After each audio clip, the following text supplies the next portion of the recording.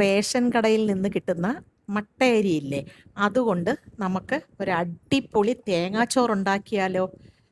ആദ്യം തന്നെ കുക്കറിലാണ് വെക്കുന്നത്. കുക്കറിൽ നെയ്യ് ഒഴിച്ചു കൊടുക്കണം. നെയ്യ് ആവശ്യത്തിന് ഒഴിച്ചു കൊടുക്കുക. നിങ്ങൾക്ക് നെയ്യ് വേണ്ടാന്നുണ്ടെങ്കിൽ എണ്ണ യൂസ് ചെയ്യാം. ഞാനിവിടെ നെയ്യാണ് യൂസ് ചെയ്യുന്നത്. നെയ്യൊക്കെ ഒഴിക്കുമ്പം നല്ല ടേസ്റ്റാണ്. നെയ്യ് ഒഴിച്ചു കൊടുത്തിട്ട് ആദ്യം തന്നെ പെരിഞ്ചീരം ഇട്ട് കൊടുക്കണം. അതിന് ശേഷം ചെറിയ ഉള്ളി ചതച്ചിട്ട് കൊടുക്കണം. അതൊന്ന് നന്നായിട്ട് വഴണ്ട് വരുമ്പോൾ തേങ്ങാപ്പാൽ ഒന്നും രണ്ടും പാൽ ഒന്നിച്ചാണ് ഒഴിക്കുന്നത്. അതിൻ്റെ കൂടെ തന്നെ ഗരം മസാലയും മഞ്ഞപ്പൊടിയും ഇട്ട് കൊടുക്കണം. ആവശ്യത്തിനുള്ള ഉപ്പും കൂടി ഇട്ട് കൊടുക്കണം. ഇതെന്നിട്ട് തിളയ്ക്കുന്നതിന് മുന്നേ നമുക്ക് അരി ഇട്ട് കൊടുക്കണം. അരിയാണെങ്കിൽ ഒരു 10 മിനിറ്റ് വെള്ളത്തിൽ കുതിർത്ത് വെച്ചതിന് ശേഷമാണ് ഞാൻ അരി ഇവിടെ ഇട്ട് കൊടുക്കുന്നത്. ഞാൻ 1 ഗ്ലാസ് അരിയാണ് എടുത്തേക്കുന്നത്. 1 ഗ്ലാസ് അരിക്ക് 1.5 ഗ്ലാസ് വെള്ളം എടുത്തിട്ടുണ്ട്. ഇത് കുക്കറിലായതുകൊണ്ട് 1.5 ഗ്ലാസ് വെള്ളം മതിയാകും. വെള്ളത്തിന് പകരം നമ്മളിവിടെ തേങ്ങാപ്പാലാണ് ഒഴിച്ചേക്കുന്നത്.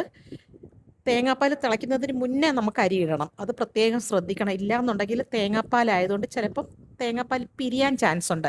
അപ്പോൾ അരി ഇട്ട് കഴിയുമ്പോൾ അത് പിരിയത്തില്ല. എന്നിട്ട് അടച്ചു വെച്ചിട്ട് ഒരു 5-6 വിസിൽ കേൾക്കണം. അത് കഴിഞ്ഞ് ഓഫ് ചെയ്തിടുക. അതിൻ്റെ പ്രഷർ പോയതിന് ശേഷം വേണം തുറക്കാൻ. ദാ ഇവിടെ റെഡി ആയിട്ടുണ്ട്. അതേപോലെ ഒരു കാര്യം പ്രത്യേകം ശ്രദ്ധിക്കേണ്ടത്, ഈ മട്ടയരിയില്ലേ, കുറച്ച് നന്നായിട്ട് കുറച്ചുകൂടെ കുക്ക് ചെയ്യണം. എന്താന്ന് പറഞ്ഞാൽ തണുക്കുമ്പോൾ കട്ടിയാകാൻ ചാൻസ് ഉണ്ട്. അതേപോലെ ഈ തേങ്ങാച്ചോറ് തണുത്ത് കഴിയുമ്പോഴാണ് ഒന്നുകൂടെ ടേസ്റ്റ്. നമ്മളെല്ലാം പറയില്ലേ ചൂടോടെ കഴിക്കണമെന്ന്. പക്ഷേ ഈ തേങ്ങാച്ചോറ് തണുക്കുമ്പോഴാണ് ഭയങ്കര ടേസ്റ്റാണ്. ഇവിടെ പെർഫെക്റ്റ് ആയിട്ട് വന്നിട്ടുണ്ട്. അടിപൊളി ടേസ്റ്റാണ്. എല്ലാവരും ഇതൊന്ന് ട്രൈ ചെയ്ത് നോക്കണേ. ചിലർ ബാസ്മതിയിൽ വെക്കും, പക്ഷെ ഇതാണ് ഒന്നുകൂടെ ടേസ്റ്റ്. ഇതിൻ്റെ കൂടെ ഞാനാണെങ്കിൽ പോത്തില്ലേ വാങ്ങിച്ചിട്ടുണ്ടായിരുന്നു. ബീഫിനേക്കാളും നല്ലത് പോത്താണ്. അത് പോത്തെന്ന് പറയുമ്പോൾ കുറച്ച് മെഡിക്കേറ്റും കൂടാണ് ആ ഇറച്ചി. അപ്പം ഞാൻ ആദ്യം തന്നെ കുക്കറിൽ അതെല്ലാം കുക്ക് ചെയ്ത് വെച്ചിട്ടുണ്ട്.